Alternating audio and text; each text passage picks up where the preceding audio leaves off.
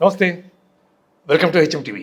తిరుపతి లడ్డు వ్యవహారం తీవ్రమైనటువంటి దుమారం లేపుతోంది అనే కంటే కోట్లాది మంది హిందువుల మనోభావాలని అతి తీవ్రంగా దెబ్బతీసింది అని చెప్పడం కరెక్ట్. దాదాపు 4-5 సంవత్సరాల పాటు కల్తీ నెయ్యితో చేసినటువంటి లడ్డు, అది కూడా పందికి సంబంధించినటువంటి మాంసం కానీ, లేకపోతే టాయిలెట్స్ కడిగేటటువంటి అప్సా అనేటటువంటి ఒక కెమికల్కి సంబంధించినటువంటి పదార్థాలు కానీ, లేదా బీఫ్ కానీ, ఇవన్నీ కూడా దీంట్లో ఉన్నాయి.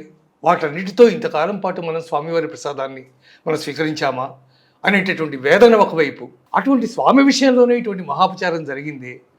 దీని ప్రాయశ్చిత్తం ఏం చేసుకోవాలి? వైదిక ధర్మాల ప్రకారం గతంలో ఏదైనా తప్పు జరిగినప్పుడు దానికి అనేక రకాలైనటువంటి ప్రాయశ్చిత్తాలు ఉంటాయి. స్వామివారికి జరిగిన దానికి చేసిన వారు ప్రాయశ్చిత్తం చేసుకోవాలి, దాన్ని భుజించినటువంటి వారు ఏం ప్రాయశ్చిత్తం చేసుకోవాలి అనేటటువంటి మదన పడుతున్నటువంటి హిందూ బంధువులు కొన్ని కోట్ల మంది ఉన్నారు. ఇలాంటి నేపథ్యంలో సనాతన ధర్మాన్ని తన నెత్తికెత్తుకుని ప్రభుత్వంలో బాధ్యత గల ఐఏఎస్ అధికారిగా సంవత్సరాల తరబడి అనేక రకాలైనటువంటి సేవలు అందించి టీటీడీ ఈవోగా తిరుమల తిరుపతి దేవస్థానాల యొక్క ప్రతిష్ట మరింత పెరగడానికి దోహదం చేసినటువంటి విశ్రాంత ఐఏఎస్ అధికారి ఎల్వి సుబ్రహ్మణ్యం ప్రస్తుతం అంటూ ఉన్నారు. వారితో మాట్లాడి ఈ ప్రశ్నలకి సమాధానాలు తెలుసుకునే ప్రయత్నం చేద్దాం. నమస్కారం సార్. నమస్కారం అండి. నమస్కారం. అంతకాలం పాటు మీరు టీటీడీ ఈవోగా పనిచేశారు. ఇప్పుడు జరిగినటువంటి ఈ దుర్మార్గానికి అసలు ఏ రకమైనటువంటి పరిష్కారం కావాలని హిందూ బంధువులు కానీ, సనాతన ధర్మవేత్తలు కానీ, సాధారణ భక్తులు కానీ కోరుకుంటున్నారని మీరు అనుకుంటున్నారు? చాలామంది భక్తుల్లో ఒక తీవ్రమైన ఆవేదన రావటం మాత్రం వాస్తవం. వారందరికీ అంతు చిక్కని ప్రశ్న ఏమిటంటే, వీళ్ళందరూ కూడా మేము వెంకటేశ్వర స్వామిని నమ్ముతాము అని చెప్పి ప్రమాణ స్వీకారం చేసిన తర్వాత ఆ బాధ్యతల్లోకి వెళ్ళారు. అవును. వీరెవరు కూడా ధైర్యం చేసి ఎన్నికల్లో మాకు వెంకటేశ్వర స్వామి మీద నమ్మకం లేదు, మేము హిందువులం కాదు, హైందవ సమాజం అంటే మాకు కిట్టదు అని ధైర్యంతో ఒక్కసారి కూడా ఎక్కడ ప్రకటన చేయలేదు. అవును. అందరూ కూడా కపటంగా మేము హిందువులుగానే ఉంటాము, మేము నామాలు పెట్టుకుంటాం, మేము కొంతమంది స్వాముల చుట్టూతా దండాలు పెడుతూ తిరుగుతూ ఉంటాం, గంగానదిలో స్నానం చేస్తాం, ఇలాంటి ప్రకటనలు చేసి మాయగారి మాటలు మాట్లాడి అందరూ కూడా ఆ విధంగా పదవుల్లోకి వచ్చిన వాళ్ళుగా కనిపిస్తున్నారు. తిరుమల తిరుపతి దేవస్థానం దగ్గరికి వచ్చినప్పుడు అక్కడ చైర్మన్గా కానీ ఈవోగా కానీ చేరినప్పుడు మనం అక్కడికి వెళ్ళి స్వామివారి సమక్షంలో పదవీ బాధ్యతలు స్వామివారి ఎదురుకుండా ప్రతిజ్ఞ చేసి తీసుకుంటాం. కరెక్ట్. మనకి స్వామి యందు నమ్మకము భక్తి ఉంటే అది మన నిరంతరం కూడా మనని వేటాడుతుంది. స్వామి సమక్షంలో నేను స్వామి యొక్క ఆదేశాల్ని పాటిస్తాను, సనాతన ధర్మ విలువల ప్రకారంగా నడుచుకుంటాను, చట్ట ప్రకారంగా నడుస్తాను అని ప్రమాణం చేసిన వాళ్ళు ఇవాళ ఆ స్వామికే యగనామం పెట్టడానికే అన్నట్టుగా స్వామికి ఎలాంటి ఆపద జరిగినా పర్వాలేదు, స్వామి భక్తులకి ఎలాంటి ఆపద జరిగినా పర్వాలేదు, మాకు 4 రూపాయలు వస్తే సరిపోతుంది అనే ధోరణిలో ప్రవర్తించినట్టుగా ఇవాళ పరిస్థితులన్నీ మనకి అర్థమవుతున్నాయి. దీన్ని ఒక కుట్రగా భావించవచ్చు. తప్పకుండా అండి. ఎందుకంటే ఇప్పుడు కొన్నిసార్లు నేనేదో స్వామివారికి సమర్పించడానికి మా ఇంటి నుంచి ఆవు పాలు తీసుకొస్తున్నాను, దాని మీద మూత కరెక్ట్గా పెట్టుకోలేదు, దానిలో దుమ్ము ధూళి దాని మీద చేరే ప్రమాదం ఉన్నది. కానీ యాదృచ్ఛికంగా జరిగిందిగా నేను భావిస్తాను. యాదృచ్ఛికంగానే స్వామివారు కూడా వీడికి అజాగ్రత్త ఎక్కువ, వీడు ఆ పాత్ర మీద మూత పెట్టుకుని వస్తుంటే దుమ్ము ధూళి పడేది కాదు కదా అని స్వామివారు కూడా క్షమిస్తాడు. అదే నేను ఆ పాలు స్వామివారి సమర్పించడానికి తీసుకొస్తున్నప్పుడు దారిలో తెల్లగా ఇంకా పాత్రలు ఏవో ఉన్నాయి పదార్థాలు, అవన్నీ కూడా ఈ పాత్రలో పోసి నేను తీసుకొచ్చిన 10 లీటర్లే కానీ స్వామివారికి అందరి ముందు కూడా 100 లీటర్లు సమర్పించినట్టుగా పేరు కావడానికి కోసం 100 లీటర్ల పాలు తీసుకొచ్చాను అని చెప్పడానికి తీసుకొచ్చామనుకోండి, అది దుర్మార్గం అవుతుంది. తెలిసి నేను చేశాను, తెలియకుండా చేసింది కాదు. పరిస్థితులను అంచనా వేయలేకపోవడం వల్ల కొన్నిసార్లు చిన్న చిన్న తప్పులు జరుగుతాయి. ఇక్కడ అన్నీ తెలుసు, రూల్స్ తెలుసు, ప్రొక్యూర్మెంట్ ఎలా చేయాలో తెలుసు, నాణ్యత ఎంత ఉండాలో తెలుసు, ఎందుకు అంత నాణ్యత కావాలో కూడా తెలుసు. అంత నాణ్యత ఉన్నది సామాన్యంగా మార్కెట్లో ఎంత ధరకి దొరుకుతుందో తెలుసు. ఒక వస్తువు కొనటానికి 100 రూపాయలు అవుతుందంటే మనం కృష్ణా ఎక్స్ప్రెస్లో రైల్లో ప్రయాణం చేస్తున్నప్పుడు ఎవడో వచ్చి, అయ్యా మీకు నేను 10 రూపాయలకి ఇస్తానండి ఈ వస్తువు అంటే మనం కొంటున్నామా? మనం వెంటనే ఆలోచన చేస్తాం, 100 రూపాయల వస్తువు వీడు 10 రూపాయలకి ఇస్తున్నాడు, ఇది ఎక్కడైనా దొంగిలించిన వస్తువేమో, మనం ఎందుకు కొనాలి అని మనం వెనకాడతాం. వీళ్ళు కొన్న ధర, ఘీ ధర, ఆవు ధర, అది 330 రూపాయలు 339 రూపాయలు ఏదో వచ్చింది పేపర్స్లో. వాస్తవంగా 600 రూపాయలు 700 రూపాయలు కనీసం పెడితే తప్ప దొరకని ఆవు నెయ్యి వీళ్ళు ఇలా కొన్నారంటే, ఇవన్నీ కూడా మనం జాగ్రత్తగా ఒక చోట చేరిస్తే ఇందులో ఒక గూడు పుఠాని, ఒక దుర్బుద్ధి, ఎక్కువ ధనాన్ని సంపాదించాలి అనే ఒక అత్యాశ, అలాగే అన్నిటికంటే ముఖ్యం స్వామి మీద ఏమాత్రం కూడా భక్తి ప్రపత్తులు లేవు, స్వామివారి యొక్క భక్తుల గురించి అసలు ఏమాత్రమైన జాగృత లేదు అని మనకు అర్థమవుతోందండి. ఐఏఎస్ అధికారులు కూడా దీంట్లో ఇన్వాల్వ్ కావడం, వాళ్ళు బాధ్యతలు తీసుకుని చేయాల్సినటువంటి వ్యవస్థలో దాని నుంచి తప్పుకుని వాళ్ళు ఎవరిని హెచ్చరించకపోవడం, లేదా హెచ్చరించినా ఎవరు పట్టించుకోకపోవడం, ఈ రెండిట్లో ఏదో ఒకటి జరిగి ఉండాలి. కాబట్టి ఐఏఎస్ వ్యవస్థ కూడా ఇటువంటి స్థితికి రావడానికి గల కారణం ఏమై ఉంటుంది? నేను ఇవాళ దీని గురించి అంటే బాగుండదు కానివ్వండి, సామాన్యంగా ఇంతవరకు చరిత్రలో ఎప్పుడు కూడా తెలుగేతర అధికారులను ఎప్పుడు కూడా టీటీడీకి వెయ్యలేదు. అలాగే అన్ని రూల్స్ని సడలించి ఎవరెవరినో తీసుకొచ్చి అక్కడ టీటీడీలో ఉద్యోగాలు వేయడం కూడా కొంత ప్రమాదకరమైన విషయమే. ఈ 2 చర్యలు కూడా ఇలాంటి పరిస్థితులకి దారి తీశాయని చెప్పి నేను ఇవాళ నమ్ముతున్నానండి.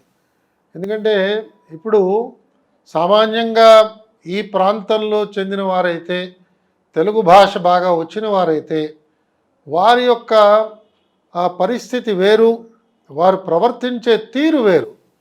అలాగే వారిని సమీపించి 4 విషయాలు వాళ్ళకి అర్థమయ్యేలాగా చెప్పడానికి అందరూ కూడా సిద్ధం అవుతారు. కొన్ని సందర్భాల్లో వీళ్ళు వినటానికి కూడా సిద్ధంగా ఉండరు.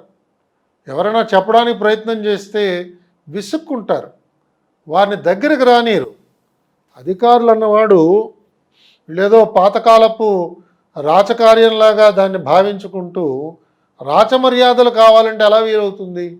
అధికారం అన్నవాడు పనిచేసే ఉద్యోగస్తులకి అతి సమీపాన ఉండాలి.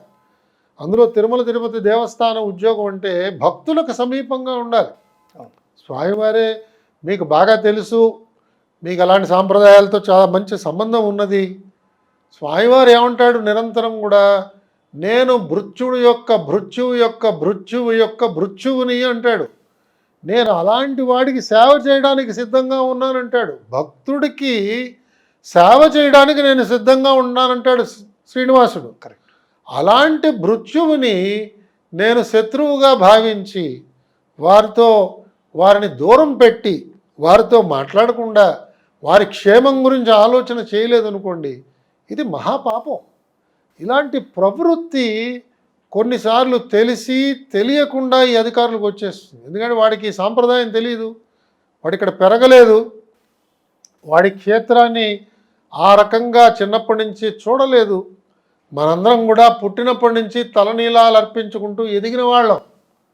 మనకందరం కూడా 1వ సంవత్సరం నిండంగానే మన తల్లిదండ్రులందరూ కూడా కొండకెక్కి అక్కడ తలనీలాలు అర్పించిన తర్వాత మనం అందరం కూడా పెరిగాం. కాబట్టి స్వామివారి సన్నిధిలో పెరిగినట్టుగానే లెక్క. అన్నప్రాసన జరిగిన అక్కడే చేసుకున్నారు చాలామంది, బారసాలు అక్కడే చాలామంది చేసుకున్నారు, వివాహ క్రతువు అక్కడే చేసుకున్నారు. ఇలాగా మనకి తిరుమలతో ఒక అవినాభావ సంబంధం ఏర్పడి శ్రీనివాసుడు మన ఇలవేల్పుగా మనం భావిస్తూ వచ్చాం. కాబట్టి ఒక దైవముగానే కాకుండా మన ఇలవేల్పు. మనం నిరంతరం స్వామిని తలుచుకుంటూ ఉంటాం. శనివారం నాడు ఉపోషాలు ఉండే అలవాట్లు ఉన్నాయి కొంతమందికి.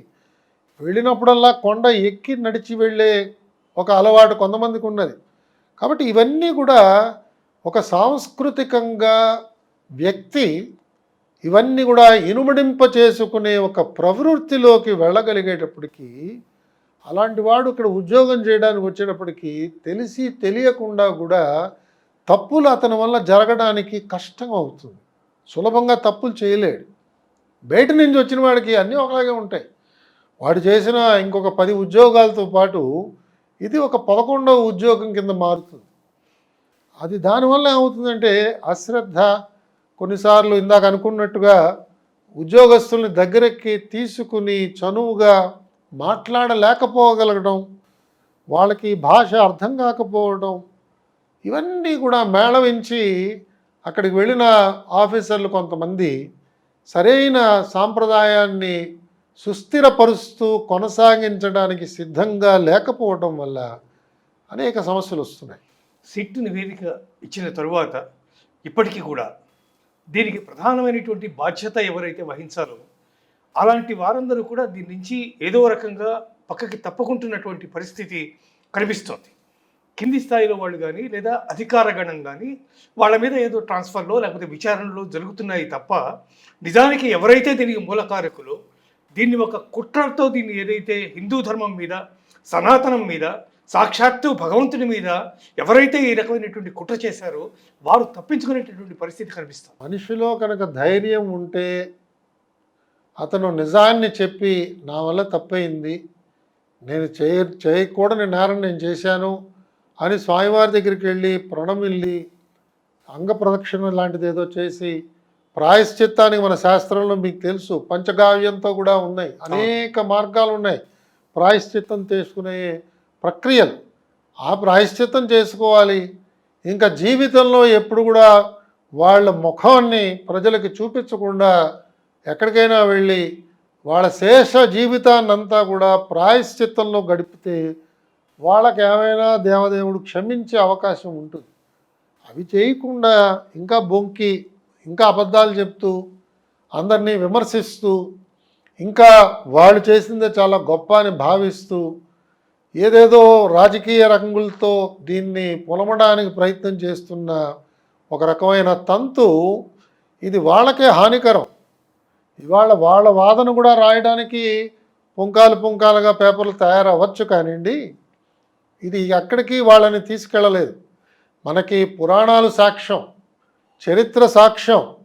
ఎవరు వెంకటేశ్వర స్వామిని అల్పుడుగా భావించారో, ఎవరైతే కేవలం ఆ స్వామివారు ఒక రాతి విగ్రహం కింద భావించారో, ఎవరైతే ఈ క్షేత్రం నుంచి ధనం సంపాదించాలని భావించారో వాళ్ళందరి జీవితాలు మనకి తెలుసు. వాళ్ళందరూ కూడా ఇవాళ అగమ్య గోచరంగా ఉన్నారు. నాకు తెలుసు టీటీడీలో ఉద్యోగం చేసిన కొంతమందికి మతిస్థిమితం కోల్పోయి పిచ్చివాళ్ళలా ఉన్నారు. ఇవాళ వాళ్ళ కుటుంబ సభ్యులే వాళ్ళని చైన్లలో కట్టి ఇండ్లలో ఉంచారు. కాబట్టి మనం ఆ స్థాయికి వెళ్ళకూడదు, దిగజారకూడదు. స్వామికి సేవ చేసే అవకాశం వచ్చినప్పుడు చక్కగా వెళ్ళి ఆనందంగా స్వామికి సేవ చేసుకోవాలి. నిరంతరం కూడా స్వామివారిని ప్రార్థించాలి. స్వామి నా వల్ల తెలుసో తెలియక తప్పులు జరిగితే క్షమించు అనే ఒక భావంతో మనం పనిచేసామంటే తప్పకుండా దేవదేవుడు మనని కనికరిస్తాడు, మన యందు అనుగ్రహాన్ని చూపిస్తాడు. ఆ భావం ఇంకా వస్తున్నట్టుగా కనిపించట్లేదు. నేను తప్పు చేశాను కానీ అది ఇంతే తప్పు, ఇదేదో చిన్న తప్పు, నేను విషం దాంట్లో కలపలేదు, కేవలం ఇదే కలిపాను, కేవలం రసాయనకాలు మాత్రమే కలిపాను. ఏమిటి వాదన అసలు? ఇది చాలా పిచ్చి ఆలోచనలకి సమాజంలో దారితీస్తున్నది. అలాగే ప్రజాజీవనంలో నాయకత్వాన్ని నిర్వహించడానికి ముందుకొచ్చిన వాళ్ళు, వాళ్ళని పాటించే వాళ్ళందరూ కూడా, వాళ్ళ వెనకాల నడిచే వాళ్ళందరూ కూడా ఏ మార్గంలో నడుస్తున్నారు అని చూడలేని దద్దమ్మలు ఎందుకు నాయకులు అవుతున్నారండి? వీళ్ళందరూ కూడా నాయకత్వం అంటే ఏమిటి, నిర్వచనం ఏమిటి? ఇంత వీళ్ళందరినీ తీసుకెళ్ళి సముద్రంలో దింపడానిగా? మనందరం చిన్నప్పుడు చదువుకున్నాం పైడ్ పైపర్ అని చెప్పి ఒక పాఠం ఇంగ్లీష్లో. ఆ పైప్ పట్టుకుని వాయించుకుంటూ వెళ్తుంటాడు, ఆయన వెనకాల ఎలకలన్నీ వెళ్తుంటాయి. ఆయన వెళ్ళి నీళ్ళల్లో బావిలో పడిపోతాడు, ఆయనతో పాటు ఇవన్నీ వెళ్ళి ఆయనతో పాటు పడిపోతాయి. ఆ విధంగా నాయకుడు కావాలని ఎవరు అనుకోవట్లేదు.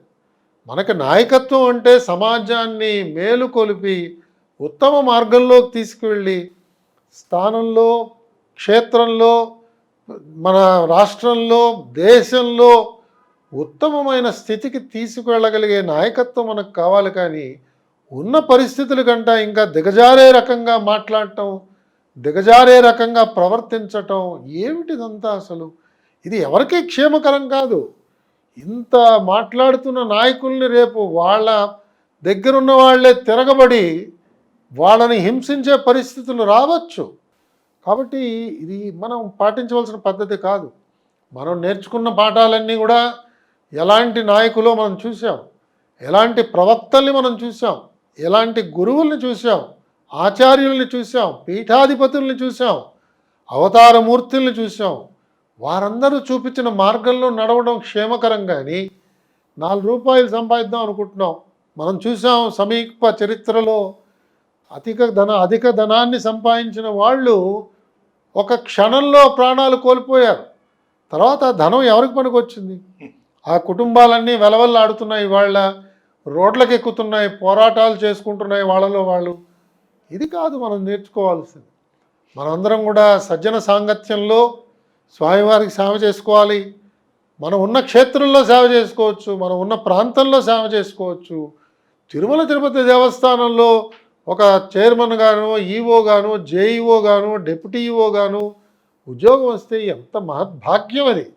అది అలా ఎంత పవిత్రమైన భావంతో ఆ సేవ చేయాలి. కానీ ఈ రకంగా చేయడం అన్నది చాలా చాలా దురదృష్టకరం. యువతకి ఒక చెడు ఉదాహరణ మీరు నిలబెట్టిన వాళ్ళు అవుతున్నారు. సనాతన ధర్మవాదులు లేదా ఈ మనోభావాలు దెబ్బతిన్నటువంటి స్వామికి జరిగిన అపచారం పట్ల తీవ్రంగా దెబ్బతిన్నటువంటి ధార్మికులు ఎవరైతే ఉన్నారో వారంతా ఎందుకు దీని పట్ల ఒక ఉద్యమంలాగా ఎందుకు ఇంకా ఇది ముందుకు రావడం లేదు? దీనికి ఎవరైతే బాధ్యులో వాళ్ళని కఠినంగా శిక్షించాల్సినటువంటి అవసరం ఉందనేటటువంటి ఒక తీవ్రమైనటువంటి స్వరం, కేవలం సహనంగా మేము అన్ని భరిస్తామనేటటువంటి స్థితిలోంచి హైందవం ఎప్పుడు ఆ రకమైనటువంటి స్థితికి వస్తుంది? ఎందుకు ఏమీ జరగట్లేదని మీరు అనుకుంటున్నారు? అది అంతు చెక్కని అంశం అండి. మీకు కూడా బాగా తెలుసు, అనేక మంది వాళ్ళ మనోవేదన స్వామివారికి నివేదించుకుంటున్నారు. వారి యొక్క భక్తి ప్రపత్తులతో స్వామివారిని వేడుకుంటున్నారు, క్షమాపణలు వేడుకుంటున్నారు. కానీ వీళ్ళందరూ కూడా వాళ్ళ స్వరానికి పని చెప్పాలి. వారందరూ ముందుకు రావాలి, వారందరూ మాట్లాడాలి, గర్హించాలి. ఇలాంటి చర్యలు మేమెవరం కూడా ఆమోదించట్లేదు. తప్పకుండా దీనికోసం మేమందరం కూడా బహిరంగంగా వచ్చి వీధుల్లో నిల్చుని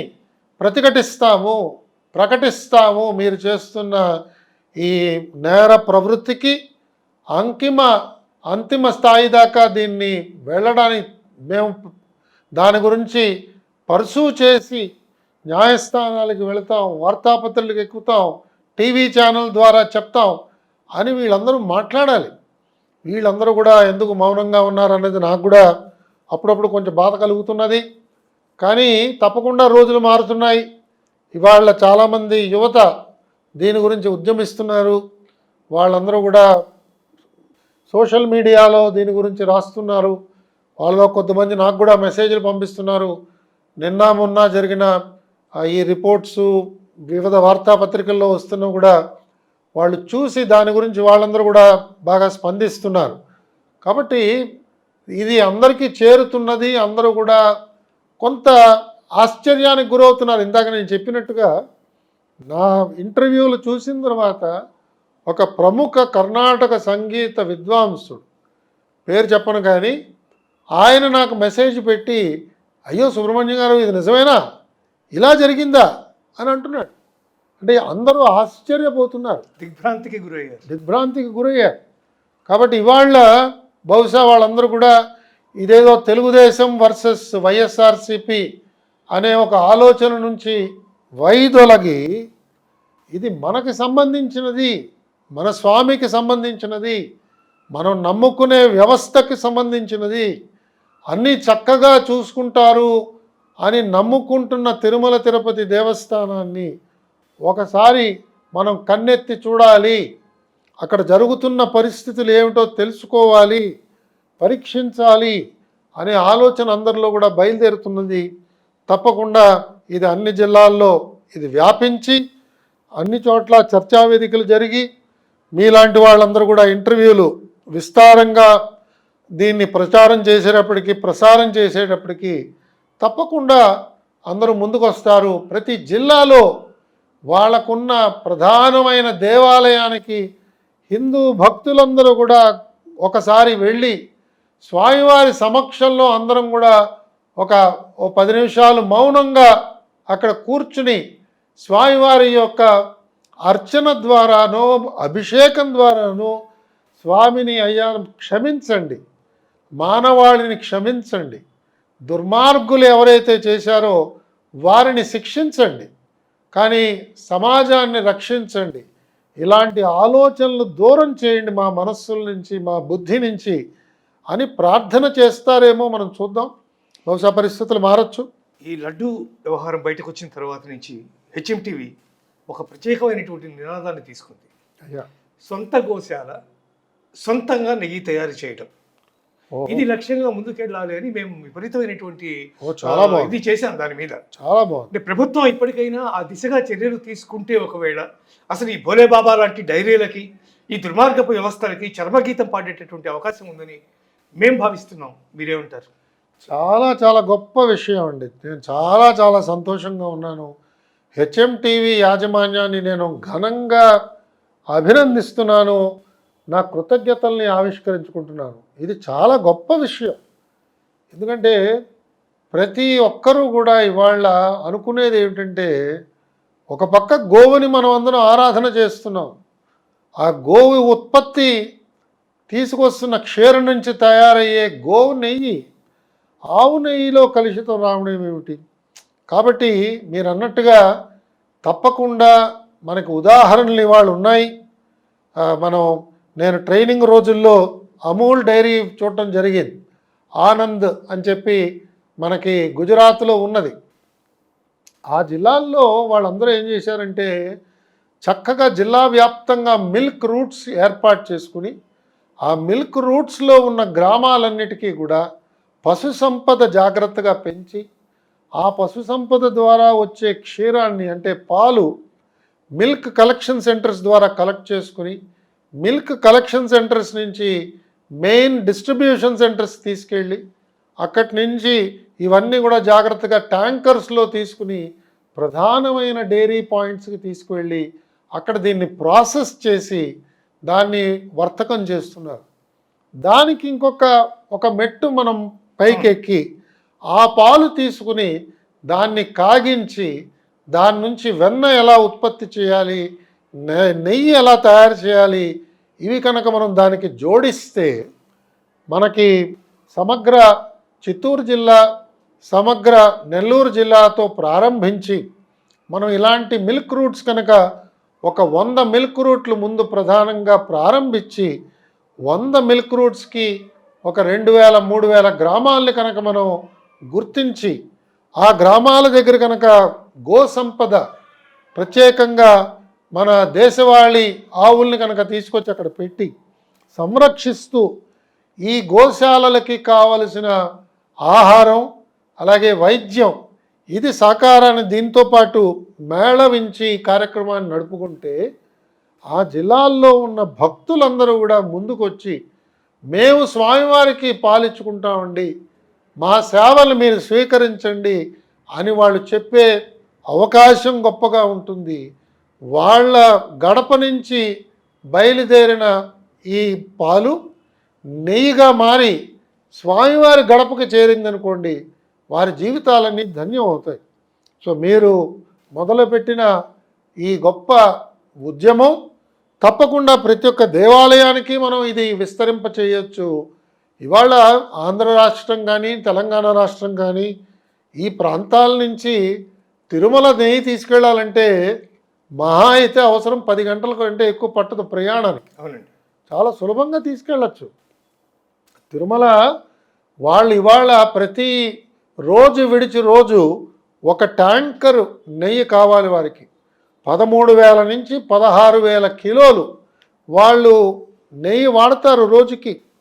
మరి పండుగలు వచ్చాయంటే మీకు తెలుసు, బ్రహ్మోత్సవాలు వచ్చాయంటే 3 లక్షలు 4 లక్షల లడ్డూలు అదనంగా చేసి వాళ్ళు పెట్టుకుంటారు. అవునండి. మరి లడ్డూల లభ్యత కనుక ఇంకా బాగా పెరిగిందనుకోండి, భక్తులు ఇంకా సంతోషంగా తింటారు. అలాగే రేపు ఖర్చులు తగ్గాయి అనుకోండి, లడ్డూ ధర కూడా తగ్గించవచ్చు. అవును. తిరుమల తిరుపతి దేవస్థానం వారు వచ్చిన భక్తులందరికీ ఉచితంగా లడ్డు ప్రసాదం ఇవ్వచ్చు. కాబట్టి అనేక విషయాలు మీరు చెప్తున్న ఈ సూచన ద్వారా ఆమోదయోగ్యం అయితే అక్కడ ఉన్నవారికి అమలు చేయడానికి ఎక్కువ సమయం పట్టదు. ఒక 2-3 సంవత్సరాల్లో దీన్ని పూర్తిగా మనం మ్యాపింగ్ చేసుకుని ఈ 2 రాష్ట్రాల నుంచి ప్రధానంగా మనం పాలు సేకరించడం, పాల నుంచి వెన్న సేకరించడం, వెన్న నుంచి నెయ్యి తయారు చేయించడం, నెయ్యిని ట్యాంకర్స్లో రవాణా చేయడం, ఈ విధంగా చేస్తే తిరుమల తిరుపతి దేవస్థానాన్ని ఇతర దేవస్థానాలు ఇవాళ మనకు తెలుస్తున్నది దుర్గామ్మవారిది, శ్రీశైలం, అన్నవర క్షేత్రం, యాదగిరిగుట్ట, వీటన్నిటికీ కూడా ఎలాంటి నెయ్యి సరఫరా అయిందో ఎవరికీ తెలియటం లేదు. అనుమానాస్పదంగా ఉంది ఇవాళ. కాబట్టి ఈ క్షేత్రాలన్నిటికీ కూడా మనం ఈ పాలు సరఫరా చేయొచ్చు.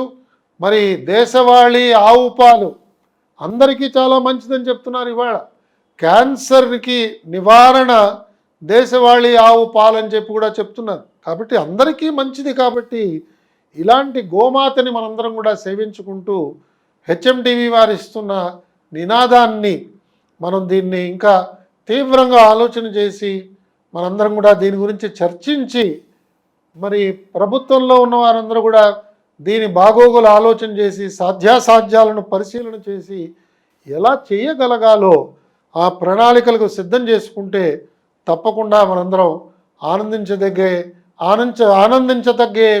ఒక రకమైన పరిణామాలు చోటు చేసుకుంటాయండి. చివరిగా దైవమే స్వయంగా ఈ తప్పుకు పాల్పడినటువంటి వాళ్ళని శిక్షిస్తుంది అని భావించి వదిలివేయడమా, లేదా ప్రభుత్వాలు కానీ కోర్టులు కానీ మిగిలినటువంటి వ్యవస్థ అంతా కూడా కదిలి దీంతో నిజమైనటువంటి ద్రోహుల్ని దోషుల్ని ఖచ్చితంగా శిక్షించే దిశగా చర్యలు తీసుకోవడమా? అంటే ఇది మనం 2 రకాలుగా చూడాల్సి వస్తుందండి. ఒకటి, లౌకిక ప్రపంచంలో ఏవైతే నేరాల కింద పరిగణింపబడి ఉన్నాయో ఆ నేరాలు ఎవరు పాల్పడినా కూడా శిక్షార్హులే. వారెవరికి కూడా ఎగ్జంప్షన్స్ ఉండవు, ఎవరిని కూడా క్షమించేది లేదు.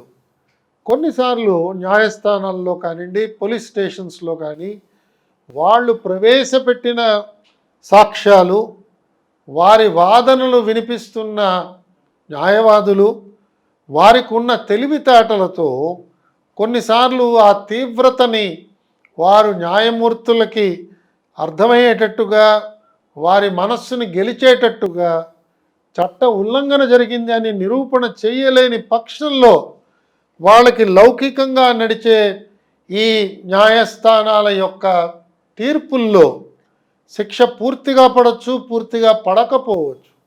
కానీ మనందరం కూడా విశ్వసించేది మన కర్మ యొక్క ఫలితాన్ని మనమే అనుభవిస్తాం. వేరే వాళ్ళు ఎవరు లేరు. కుటుంబ పెద్ద కనుక తప్పులు చేస్తే కుటుంబ పెద్దకే శిక్ష వస్తుంది, మనందరికీ తెలుసు. ఈ కర్మ నుంచి ఎవరు పారిపోలేరు. నాకు బాగా తెలిసిన ఒక పెద్ద మనిషి అని చెప్తే సరిపోతుంది.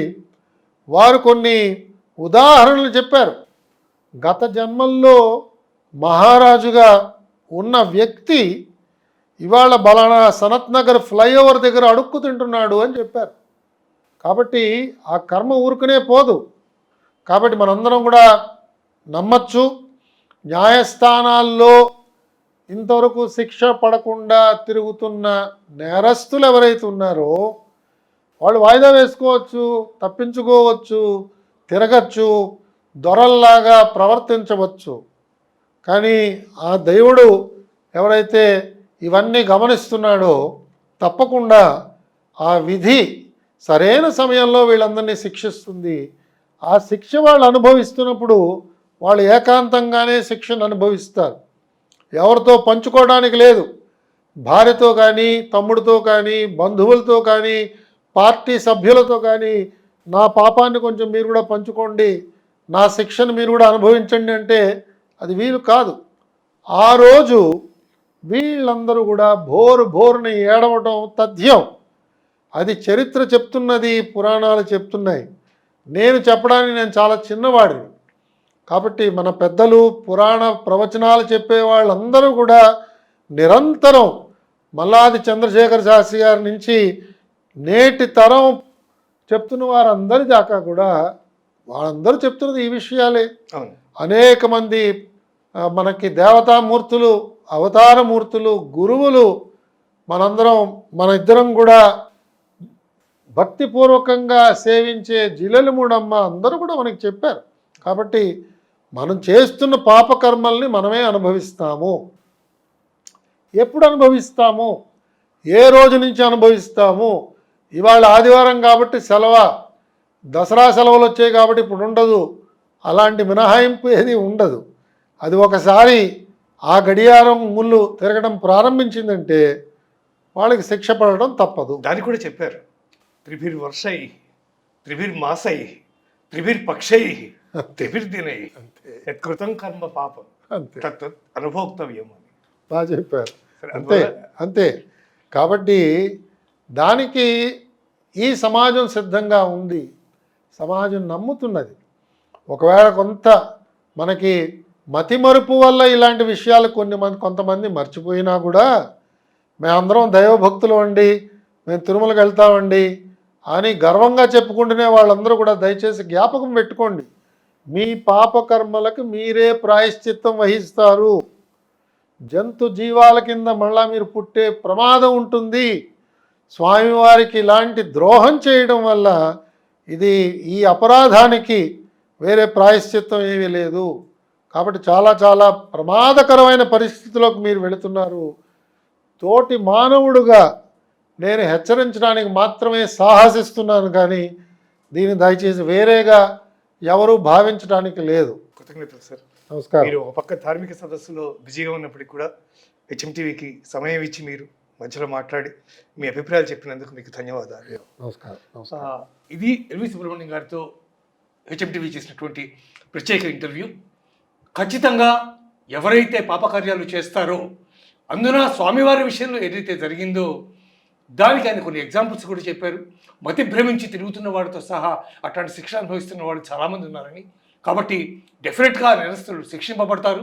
కానీ సమాజం, ముఖ్యంగా హిందూ సమాజం, సనాతన ధర్మం, వీళ్ళందరూ కూడా ఇంకా పరిణమిల్లాలి, జరిగిన అన్యాయాన్ని ప్రతిఘటించాలి, సదస్సులు నిర్వహించాలి. ఏదేమైనా అన్యాయాన్ని ప్రతిఘటించడం వారి యొక్క ప్రధానమైనటువంటి కర్తవ్యం అని సుబ్రహ్మణ్యం గారు మనతో చెప్పారు. చూస్తూనే ఉండండి హెచ్ఎం టీవీ.